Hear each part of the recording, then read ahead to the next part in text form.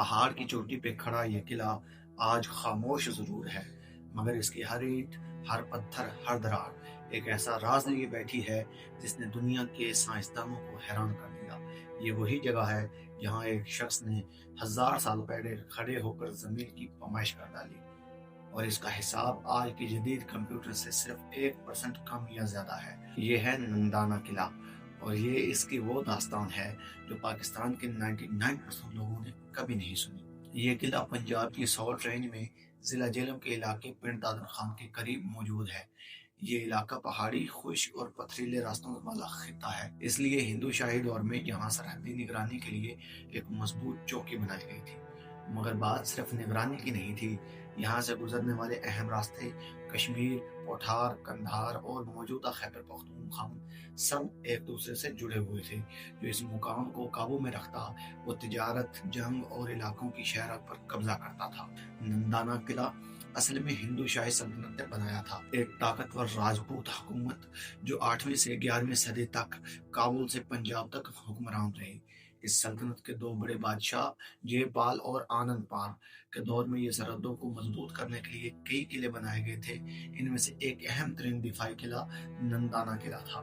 یہ قلعہ سطح زمین سے تقریباً 1500 فٹ اونچائی پر ہے۔ اس کا اصل مقصد صرف اور صرف یہی تھا کہ فوج دشمن کی نقل و حرکت کو دور سے ہی دیکھ لے اور نیچے وادی میں موجود آبادی کو محفوظ رکھ سکے۔ یہ قلعہ 3 اطراف سے قدرتی چٹانوں سے گھرا ہوا تھا، جبکہ چوتھی طرف انسانوں نے مل کر ایک ناقابل تسخیر دیوار بنا ڈالی۔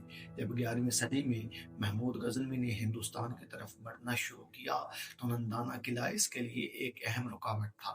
محمود غزنوی نے ہندو شاہی سلطنت کے مضبوط قلعے توڑنے شروع کیے، باندہ، اوندا، پشاور اور پھر نندانہ۔ نندانہ قلعہ کوئی عام قلعہ نہیں تھا، یہ ہندو شاہی سلطنت کی ریڑھ کی ہڈی تھا۔ جب محمود غزنوی کی فوج یہاں پہنچی تو سخت لڑائی ہوئی۔ ہندو سپاہی پہاڑوں پر چھپے، نیچے پتھر لڑکھڑاتے اور اوپر سے تیر برساتے، لیکن محمود غزنوی کی فوج منظم تھی۔ بہت خون خرابہ ہوا اور آخرکار یہ قلعہ فتح کر لیا گیا۔ یہ وہ لمحہ تھا جب نندانہ قلعہ کے دروازے ہمیشہ کے لیے بدل گئے، ہندو دور سے اسلامی دور پر۔ اس کے بعد آتا ہے کہانی میں ایک ٹرننگ پوائنٹ۔ فتح کے بعد محمود غزنوی کے لشکر میں موجود ایک خاموش مگر حیرت انگیز شخص نندانہ قلعہ کی طرف بڑھا۔ یہ شخص تلوار نہیں رکھتا تھا، یہ رکھتا تھا قلم۔ یہ سپاہی نہیں تھا، یہ عظیم سائنسدان ابو ریحان البیرونی تھا۔ محمود غزنوی نے جب ہندوستان کی مہمات شروع کی تو وہ البیرونی کو ساتھ رکھتا تھا کہ وہ ہندوستان کے علوم، جغرافیہ، فلکیات، ثقافت اور سائنس کا مطالعہ کرے۔ البیرونی نے زمین کے سائز کا اندازہ لگانے کا فیصلہ کیا، لیکن اسے ایک ایسا مقام چاہیے تھا جہاں چوٹی اونچی ہو، سایہ صاف نظر آئے، سورج کی روشنی پوزیشن دیکھی جا سکے، پہاڑ سیدھے زاویے میں ہوں اور فاصلہ ناپا جا سکے۔ اس نے پورے علاقے میں تلاشی کی اور پھر اس کی نظر ٹھہری نندانہ قلعہ کی چوٹی پر۔ البیرونی نے سب سے پہلے پہاڑ کی اونچائی ناپی، لیکن یاد رہے یہ آج کے جدید آلات کا دور نہیں تھا۔ نہ کیلکولیٹر تھا، نہ ٹیلیسکوپ، نہ کمپاس، نہ کچھ اس طرح کا اور۔ اس نے زاویوں کا حساب رکھا، سورج کے سایوں کو نوٹ کیا، افق کی بلندی دیکھی، پہاڑ کی کم سے کم 3 جگہوں سے پیمائش کی، پھر ایک ایسا فارمولہ استعمال کیا جسے آج ہم ٹریگنومیٹری کہتے ہیں، اور اس وقت دنیا میں شاید ہی کوئی اسے سمجھ پاتا۔ اس کا نتیجہ زمین کا ریڈیس 6339 کلومیٹر تھا، جبکہ جدید سائنسی لوگوں نے جب پیمائش کی تو زمین کا ریڈیس آیا 6371 کلومیٹر، یعنی 1000 سال پہلے صرف 1% غلطی۔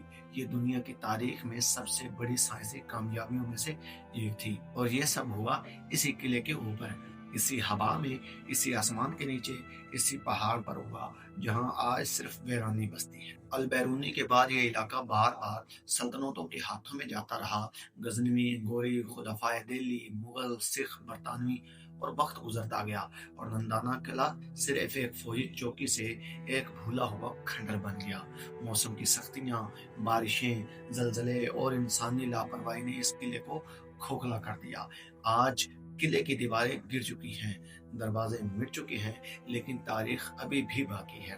آج یہاں آنے والا ہر شخص हैरान रह जाता है कि इतनी बड़ी साइंसी दरियाफ्त इस वैरान पहाड़ी से कैसे मुमकिन हुई। ये मुकाम यूनेस्को की तरफ से भी अहमियत का हामिल समझा गया और मकामी हुकूमत इसकी बहाली के लिए मंसूबे बनाती रहती है। अगर यहाँ मुनासिब तवज्जो मिले और ये दुनिया का अहम तरीन साइंस हिस्ट्री पॉइंट बन सकता है। हुकूमत पाकिस्तान को चाहिए कि जितना ज़्यादा हो सके इस किले की हिफाजत की जाए, क्योंकि ये हमारा विरसा है और ये हमारी तारीख है जो हम अपनी आने वाली नस्लों को बता सकेंगे। नंदाना किला हमें एक सबक देता है कि दुनिया तलवार से नहीं, इल्म से बदल जाती है। सल्तनतें गिर जाती हैं, मुअर्रिखीन बदल दिए जाते हैं, मगर इल्म वो शम्मा है जो 1000 साल तक चलती रहती है। और ये पहाड़ आज भी अल-बैरूनी की अजमत की गवाही देता है और पता नहीं कितने अल-बैरूनी जैसे हीरो जिनका नाम आज दुनिया भूल चुकी है। अगर आप उन हीरोज के नाम और उनकी स्टोरी जानना चाहते हैं तो मेरे चैनल को जरूर से सब्सक्राइब और बेल आइकन को दबा देना और मेरी वीडियो को लाइक जरूर से करना और कमेंट करके अपनी राय का इजहार लाजमी करना कि अगली वीडियो आप किसके ऊपर देखना चाहते हैं, क्योंकि आपकी राय मेरे लिए बहुत ज़्यादा अहमियत रखती है। आपकी राय के मुताबिक अगली वीडियो बनाएंगे, तभी मिलेंगे किसी और वीडियो में किसी और मुकाम को लेकर। तब तक के लिए अल्लाह हाफिज़।